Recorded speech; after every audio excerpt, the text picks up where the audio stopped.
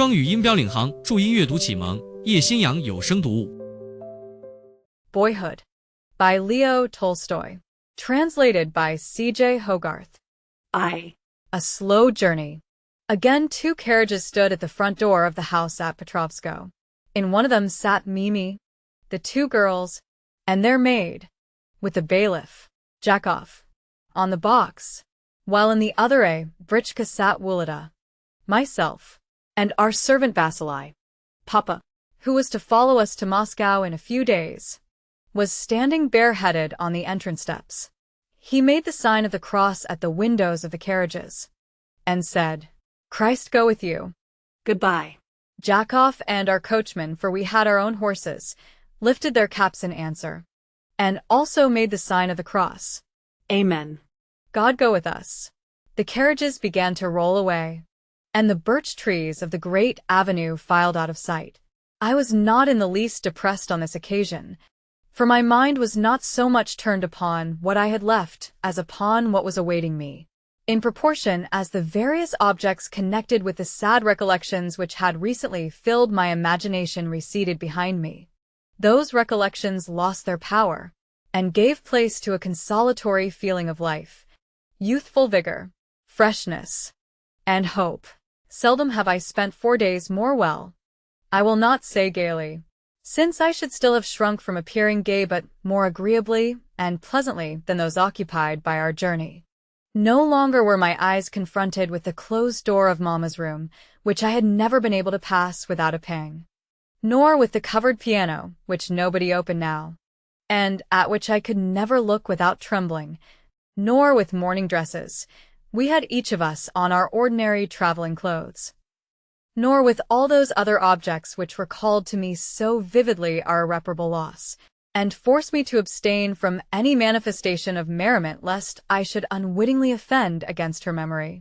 On the contrary, a continual succession of new and exciting objects and places now caught and held my attention, and the charms of spring awakened in my soul a soothing sense of satisfaction with the present and of blissful hope for the future.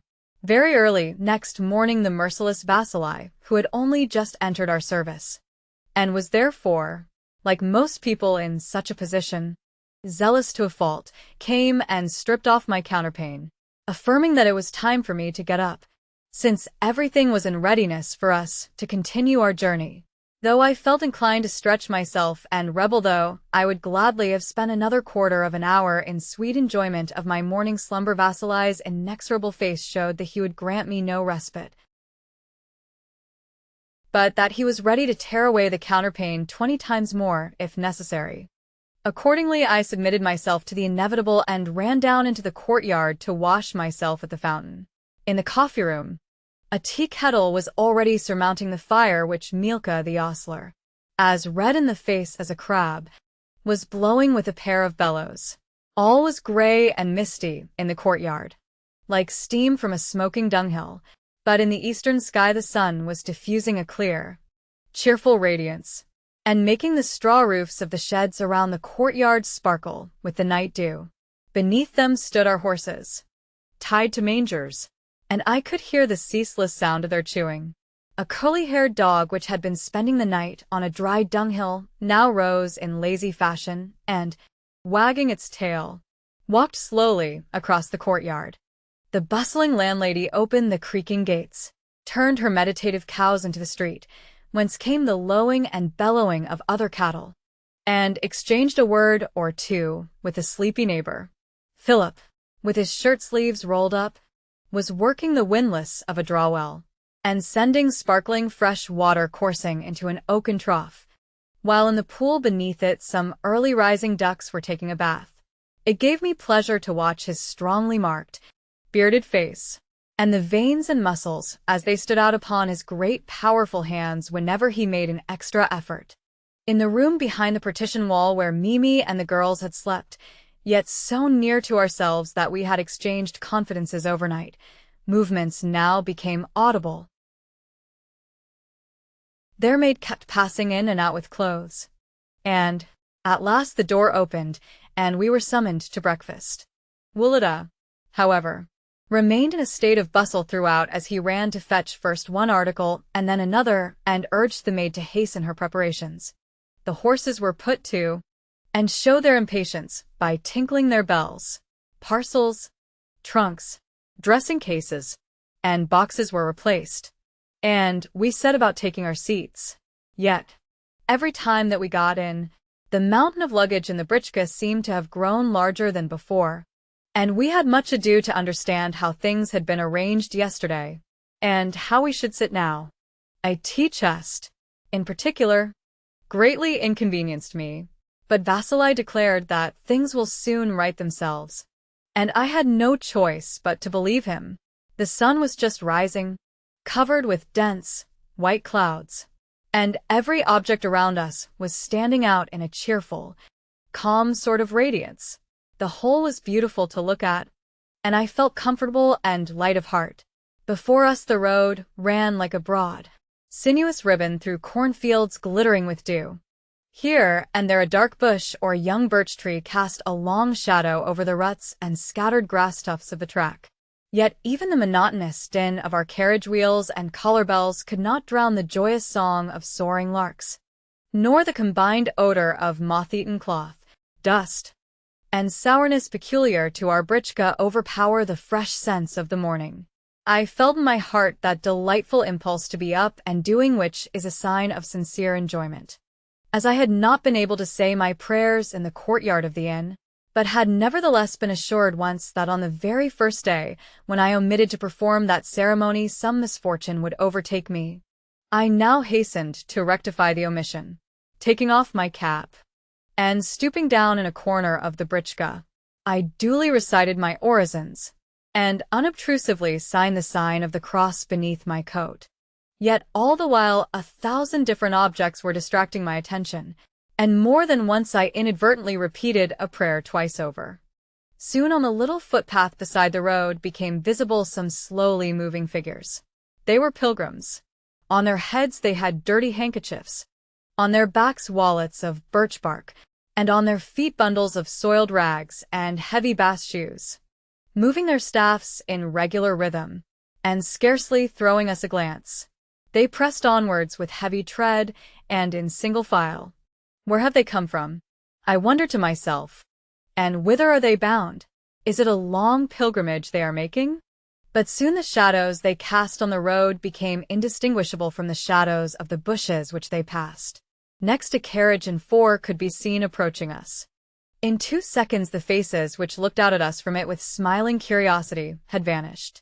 How strange it seemed that those faces should have nothing in common with me, and that in all probability they would never meet my eyes again. Next came a pair of post-horses, with the traces looped up to their collars. On one of them a young postilion, his lamb's wool cap cocked to one side, was negligently kicking his booted legs against the flanks of his steed as he sang a melancholy ditty. Yet his face and attitude seemed to me to express such perfect carelessness and indolent ease that I imagined it to be the height of happiness to be a postilion and to sing melancholy songs. Far off, through a cutting in the road, there soon stood out against the light blue sky the green roof of a village church. Presently the village itself became visible, together with the roof of the manor house and the garden attached to it. Who lived in that house? Children, parents, teachers? Why should we not call there and make the acquaintance of its inmates? Next we overtook a file of loaded wagons, a procession to which our vehicles had to yield the road. "What have you got in there?" asked Vasily of one wagoner, who was dangling his legs lazily over the splashboard of his conveyance and flicking his whip about as he gazed at us with a stolid, vacant look. But he only made answer when we were too far off to catch what he said. "And what have you got?" asked Vasily of a second wagoner, who was lying at full length under a new rug on the driving seat of his vehicle.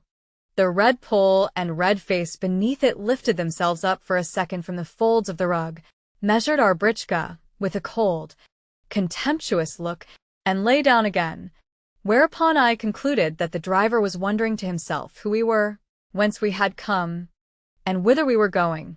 These various objects of interest had absorbed so much of my time that, as yet, I had paid no attention to the crooked figures on the verst posts as we passed them in rapid succession.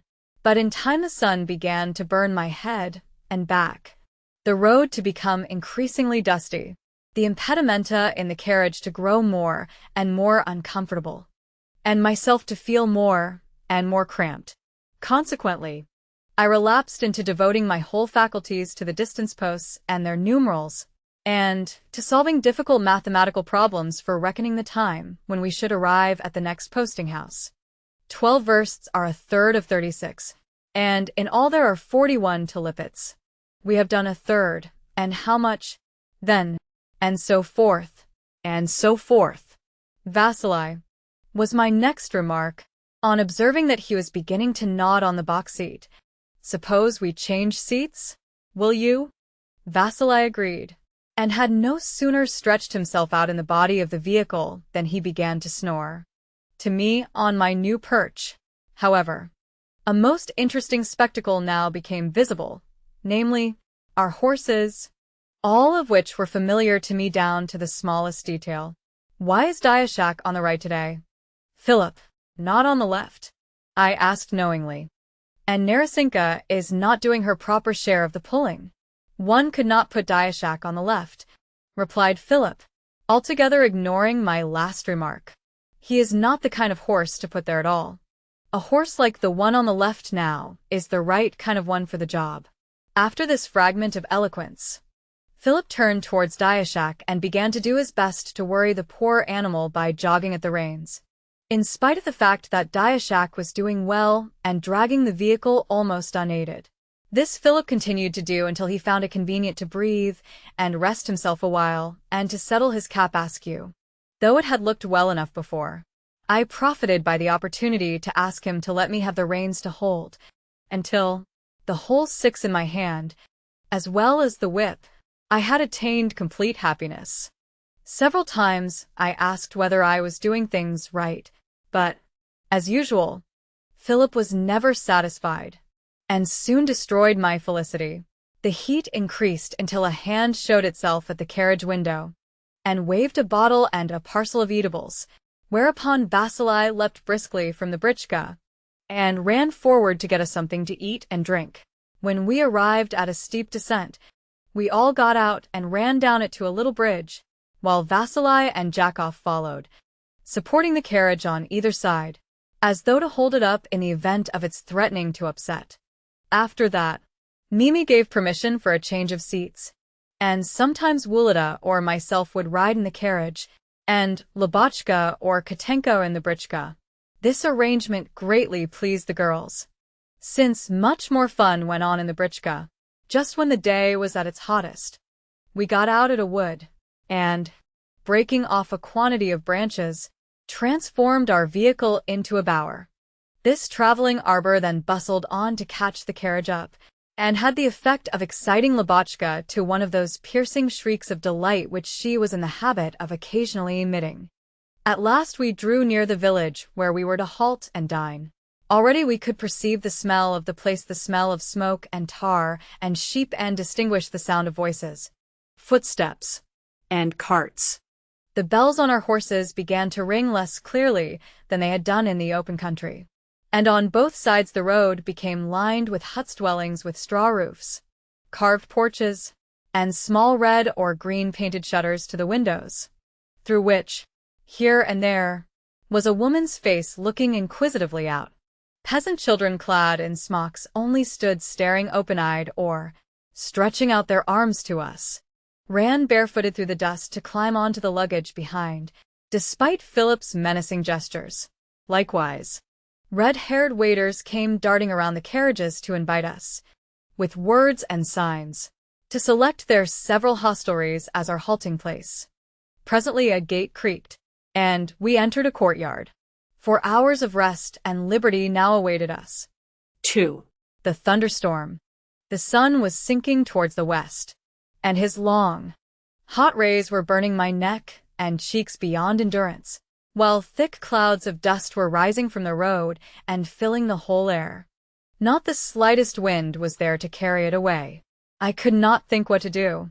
Neither the dust-blackened face of Wulida dozing in a corner, nor the motion of Philip's back, nor the long shadow of our britchka as it came bowling along behind us brought me any relief.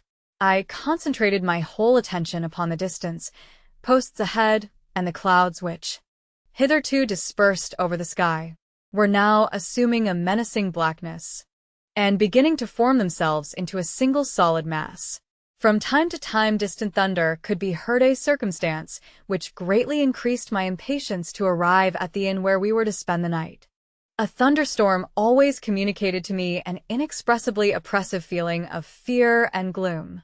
Yet we were still 10 versts from the next village, and in the meanwhile the large purple cloud bank arisen from no one knows where was advancing steadily towards us.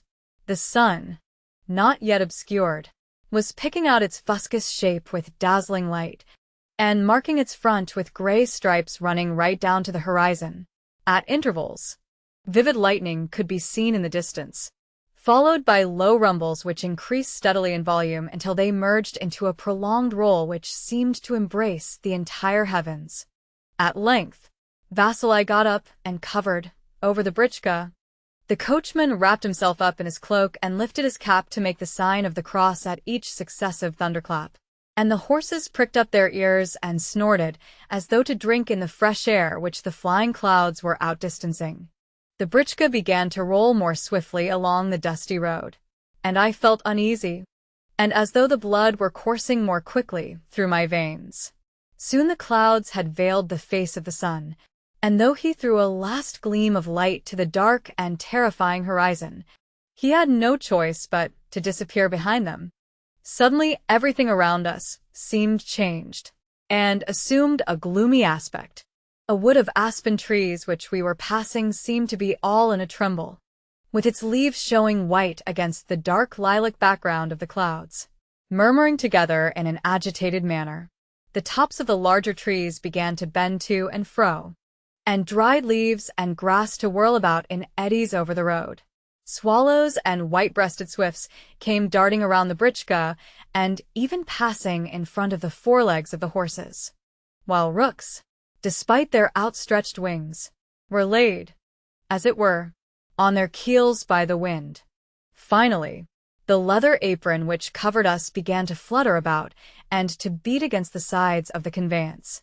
The lightning flashed right into the britchka as, cleaving the obscurity for a second, it lit up the gray cloth and silk galloon of the lining and Wulada's figure pressed back into a corner. Next came a terrible sound which, rising higher and higher, and spreading further and further, increased until it reached its climax in a deafening thunderclap which made us tremble and hold our breaths.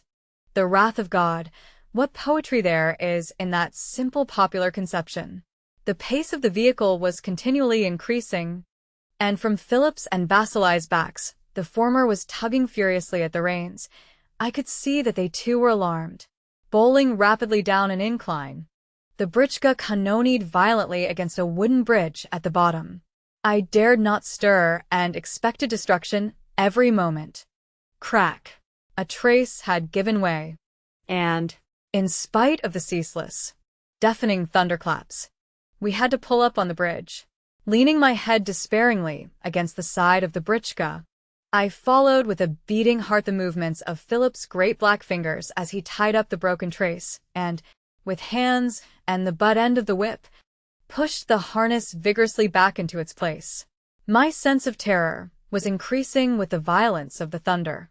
Indeed, at the moment of supreme silence, which generally precedes the greatest intensity of a storm, it mounted to such a height that I felt as though another quarter of an hour of this emotion would kill me.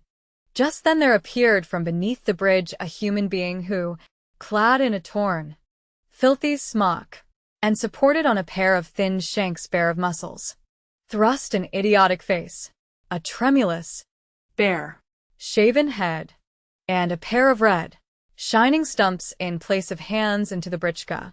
And my lord, a kopeck for God's sake, groaned a feeble voice as at each word the wretched being made the sign of the cross and bowed himself to the ground. I cannot describe the chill feeling of horror which penetrated my heart at that moment. A shudder crept through all my hair, and my eyes stared in vacant terror at the outcast. Vasily, who was charged with the apportioning of alms during the journey, was busy helping Philip, and only when everything had been put straight and Philip had resumed the reins again had he time to look for his purse. Hardly had the britchka begun to move when a blinding flash filled the welkin with a blaze of light which brought the horses to their haunches. Then, the flash was followed by such an ear-splitting roar that the very vault of heaven seemed to be descending upon our heads. The wind blew harder than ever, and Vasily's cloak, the manes and tails of the horses, and the carriage apron were all slanted in one direction as they waved furiously in the violent blast. Presently, upon the britchka's top there fell some large drops of rain. 1, 2, 3. Then suddenly, and as though a roll of drums were being beaten over our heads, the whole countryside resounded with the clatter of the deluge. From Vasily's movements, I could see that he had now got his purse open, and that the poor outcast was still bowing and making the sign of the cross as he ran beside the wheels of the vehicle, at the imminent risk of being run over, and reiterated from time to time his plea, for God's sake. At last a kopeck rolled upon the ground, and the miserable creature, his mutilated arms, with their sleeves wet through and through, held out before him, stopped perplexed in the roadway and vanished from my sight. The heavy rain, driven before the tempestuous wind, poured down in pailfuls and, dripping from Vasily's thick cloak, formed a series of pools on the apron. The dust became changed to a paste which clung to the wheels, and the ruts became transformed into muddy rivulets. At last, however, the lightning grew paler and more diffuse, and the thunderclaps lost some of their terror amid the monotonous rattling of the downpour. Then the rain also abated, and the clouds began to disperse. In the region of the sun, a lightness appeared, and between the white-gray clouds could be caught glimpses of an azure sky. Finally, a dazzling ray shot across the pools on the road, shot through the threads of rain now falling thin and straight, as from a sieve, and fell upon the fresh leaves and blades of grass. The great cloud was still lowering black and threatening on the far horizon, but I no longer felt afraid of it. I felt only an inexpressibly pleasant hopefulness in proportion, as trust in life replaced the late burden of fear. Indeed, my heart was smiling like that of refreshed, revivified nature herself. Vasily took off his cloak and wrung the water from it. Wulada flung back the apron, and I stood up in the britchka to drink in the new, fresh, balm-laden air. In front of us was the carriage, rolling along and looking as wet and resplendent in the sunlight as though it had just been polished. On one side of the road, boundless oak fields, intersected in places by small ravines which now showed bright with their moist earth and greenery, stretched to the far horizon like a checkered carpet, while on the other side of us an aspen wood, intermingled with hazel bushes, and parquet with wild thyme in joyous profusion, no longer rustled and trembled, but slowly dropped rich, sparkling diamonds from its newly bathed branches on to the withered leaves of last year.